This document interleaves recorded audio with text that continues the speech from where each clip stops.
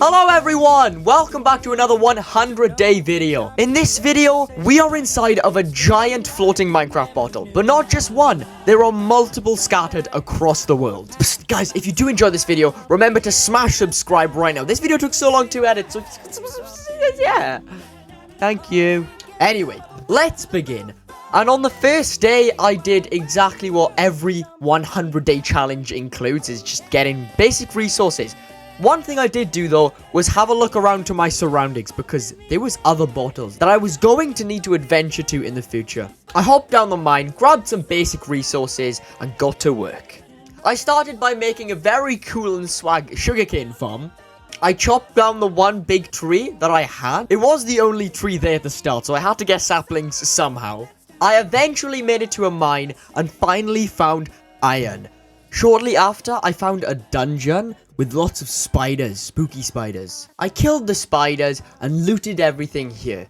Nice. After mining for some time, I finally found diamonds. And in the last video, I said this was the fastest time I found diamonds. I lied. This was the fastest time I found diamonds. Very cool. Thanks, Minecraft. I went up to pick an iron pickaxe and I mined the diamonds straight away. I want those diamonds. Give me those diamonds. Back on the surface, I noticed there were animals far away in those cages, and I needed to get to them as soon as possible. So I grabbed some cobble and started to bridge straight over. The animals here were cows, pigs, sheep, and chickens. Very cool. I ran back over, crafted the basic farming resources that I needed, and grabbed a bucket of water. To the right side of the bridge, I started building a nice farm. I should probably throw this in there for all the ant farm viewers. I will make part 2 if you smash like. If you let me know you want to see an ant farm part 2, I will upload it. Just because I also had this video in the works. Thank you.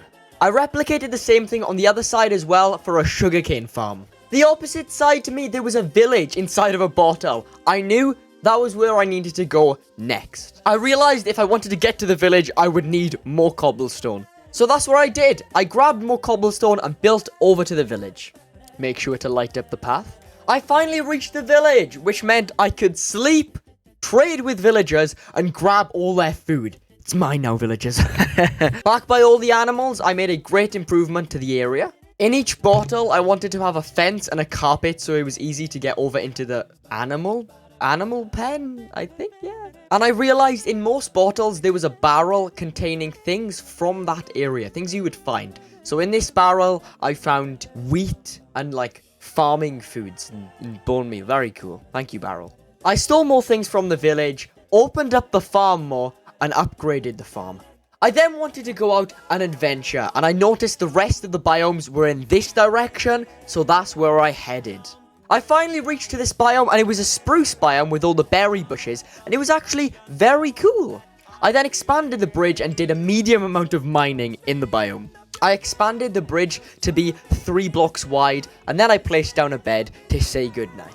I terraformed this new jar and replanted the berries to get a berry farm going. A very cool thing did happen though. This tree grew with a beehive, and then I could use this to have my own pet bee. I spotted another bottle in the distance. It was full of sand and it was tipping out. It was a very cool build. I arrived in the night, had a look around, dug up some sand, and in this barrel there was a turtle helmet, a potion of water breathing, and some sticks. After finishing up with the island, walking across the bridge, I realized how much progress I made, and it was actually really cool to look at. The next thing I did was smelt a lot of wood because I needed charcoal and coal for torches. Can't have any mobs spawning on my grounds. I scarily came in combat with this creeper. I put up a fight, no messing. I noticed a birch biome in the distance and I wanted to get over there immediately. I arrived and I saw this enderman and he seemed like he wanted to be a nice friend, so I left him be. Thank you, enderman. I made sure to grab some birch wood, and then I headed straight back over to the main island. While walking across this bridge, an enderman attacked me out of nowhere, and to be honest, I almost died, but I managed to take him down. I'm so sorry, enderman. Down by this lava pool below the main island, there was some lava, and I wanted to use that to make a really awesome cobblestone generator. And I managed to pull it off. Big brain time, yes. The next thing I had on mind was to make an enchanting table, and to do that, I would need some obsidian, book, and diamonds. I then noticed the squid tank at the back, and I wanted to go see those squids, so I built over. Here, I realized there was a villager, but this villager didn't have their normal trades. There was compasses directing to the end and to the nether. But for this, I needed 4 eyes of ender and 4 obsidian. Next stop was to the desert temple. I needed to get there next so I could loot up and move on to the quarries. I made it over swiftly and I got straight into the temple, ready to loot the place. I knew I had to be sneaky because I'm so clumsy, I always die in temples. The payoff was great though because the loot was really good. A golden enchanted apple? Ooh. Behind the temple then there was a deep slate quarry and I needed to get over there next if I wanted more diamonds, iron and mining resources. As soon as I got here, I had seen diamonds in the bottom right corner, so I headed straight down there because I want my diamonds. I grabbed my diamonds and headed straight to the top of the bottle. Up here, I could see where I needed to go next, and I also noticed a weird library-looking bottle. I don't know what it was. Interesting. Have to wait and see what it is. Good marketing there, Rennie Drag. Nice. Anyway, I was curious to see what was inside of the bottle lids, so I broke inside, and to my disappointment, it was hollow. I thought it would be a big, chunky piece of wood that I could break for more wood. But it wasn't. Ah well. I was not expecting it, but inside of this giant block of deep slate and stone, there was actually caves inside. And to even more surprise, there was mine shafts in here. I then had a heroic battle against poisonous spiders, and I managed to break the spawner. Yeah. Take that, spiders. I didn't fancy being in this mine anymore, so I water bucketed out. I eventually reached the top and it was nighttime. There was mobs out, so I needed to sleep as soon as possible. Next day now, and I almost had everything ready for my enchanting table. The jungle biome had been in my vision for a long time now. I think it was time to explore the jungle. I arrived at the jungle and I was greeted by friendly little parrots. They seemed so cool. I found a lime parrot that I really liked and we became best friends instantly. Yeah, I'm gonna name him Captain. Me and Captain. While at the jungle, I did mine this entire jungle tree. It was a thick one. I also wanted to finish the bridge going to the jungle biome, so I ended up doing that as well. Back to enchanting table business now, and I had to murder these cows for their leather. Sorry, cows. At least this time I made a cow farm. In the last video, I didn't end up making a cow farm, which was a silly mistake. I then built a nice ledge where I could put my enchanting table, and then I put it down. Nice. Looking up at the main bottle, it was coming across really nicely. Next up was the Badlands, because that's what was across from where I was looking at. Great commentary, 10 out of 10. Can we get some 5 stars, IGN? Anyway, I made it into the Badlands, had a look around, mined a tree, mined some gold, and made my way out. I forgot to check the barrel in the jungle, and there was some random loot. Iron, saplings, and redstone. Very cool. And then I headed in to the jungle temple. Ooh, spooky. I did take caution though. I remembered to remove traps.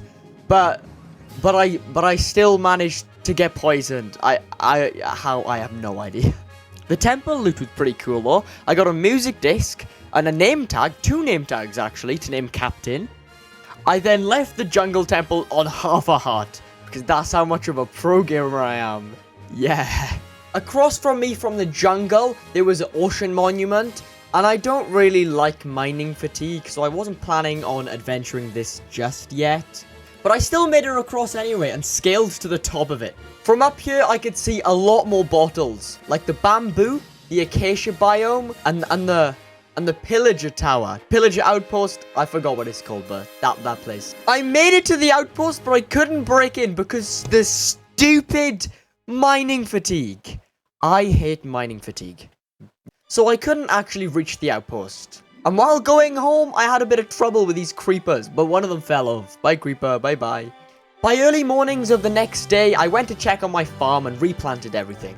I had enough iron to make an anvil, so I did that straight away. And then I could finally use my name tag to name Captain. Me and Captain were going to be best friends forever. Me and Captain all the way. If you see this in the video, say Captain is awesome, because Captain is awesome. Look at Captain. Look at him.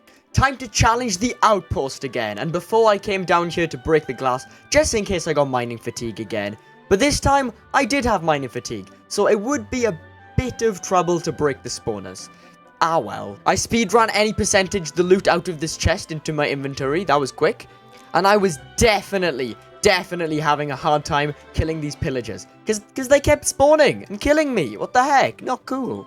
When I reached this new bottle, there was a wandering trader. I didn't really know why he was here, but he had a cool tent, and I rated that. Very cool tent, sir. This barrel also had some random loot, which contained of coal, random carpets, and a banner. I have no idea.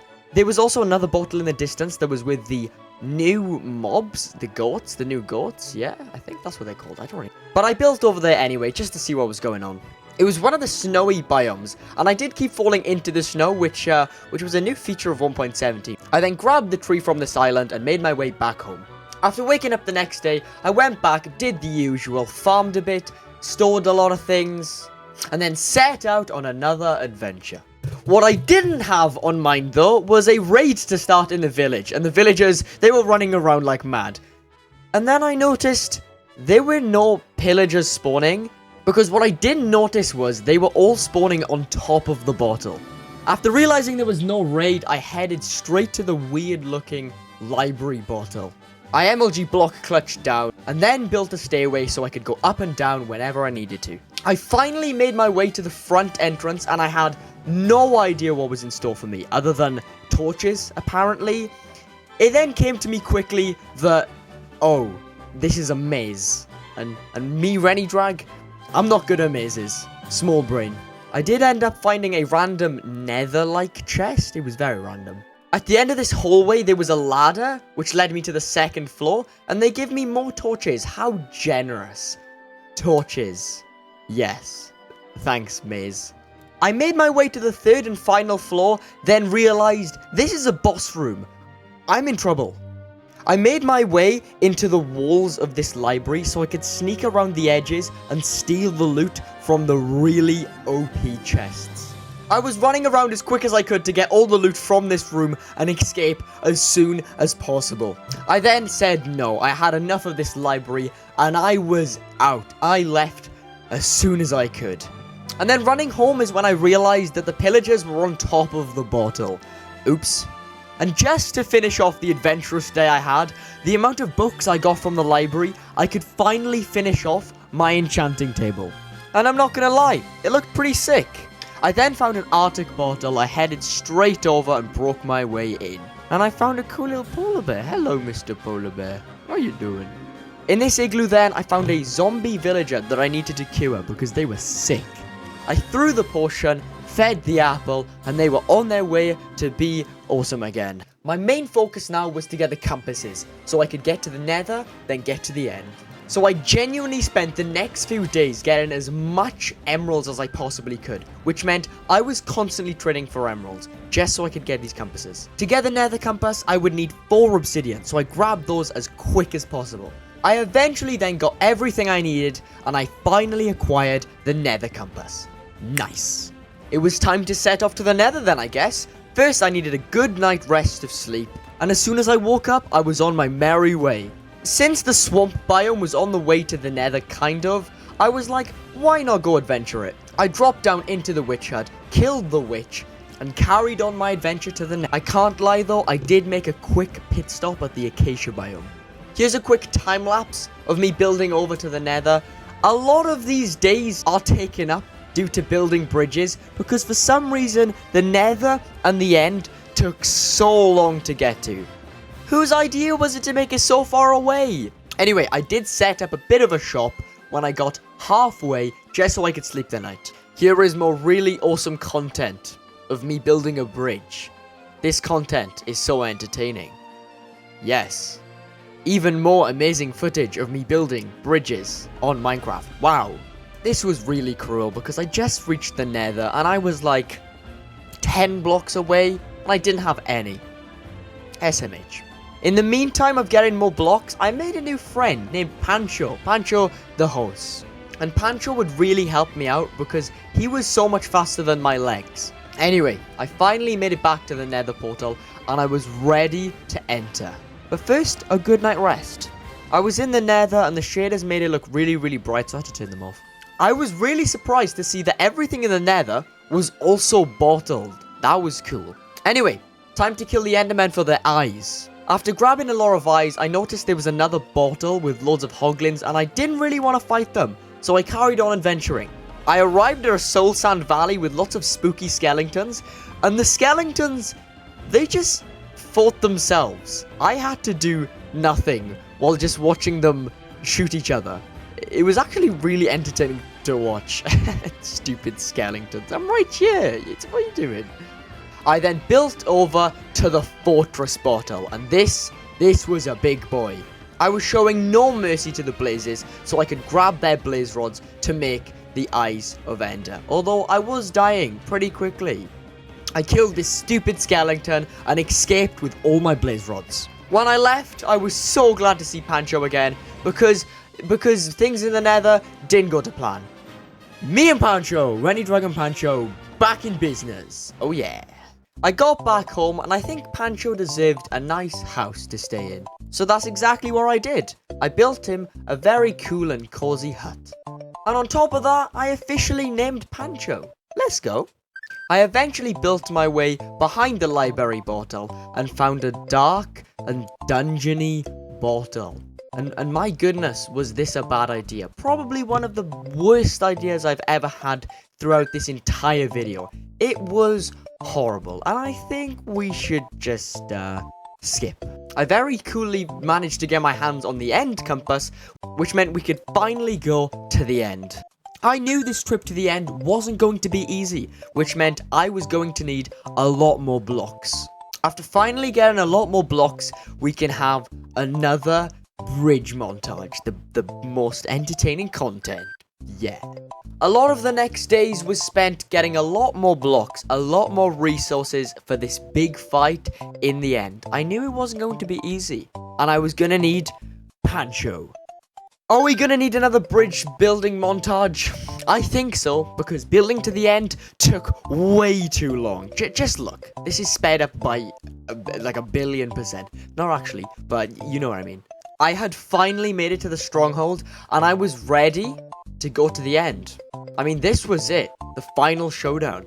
Yeah, we're definitely gonna have to change this music. Yeah, that's more like it. Yeah, this is the end game now, boys. I spent a lot of the next day setting up. If you could see anything changed, that's why. But this was it. This was the final showdown. I was going to beat this Ender Dragon, whether they liked it or not. It was time to do this. And there I was. I was in the custom-built end. That looks sick. But no, this wasn't time to sightsee. This was time to kill the Ender Dragon. Because they weren't messing around. They weren't playing around. They were here to kill me. I managed to get to the first tower and broke it. Second tower, managed to do the same thing. Third tower, I managed to do the same thing again. By this point, I was getting too comfortable because the fourth tower, again, was quite easy. After taking out all the towers, I laid out a flat area so when the dragon came down, I could hit his hitbox. I had to be careful though because she was putting up a fight. I was in a great position where I could keep hitting the hitbox and I was draining the health bit by bit at a good rate. This was it. It came down to this final moment, this entire video, this entire series. No, your eyes aren't deceiving you. I killed the Ender Dragon while falling into the void. It was a noble sacrifice for Captain. If you guys did watch this entire 20-minute journey, remember to hit that subscribe button if you did enjoy. If you don't enjoy future content, you can always unsubscribe and it would help me out a lot. Thank you all so much for watching. I appreciate you. And I'm sure Captain would appreciate it if you hit subscribe button. Guys, I'll see you in the next video. Thank you for watching. Peace.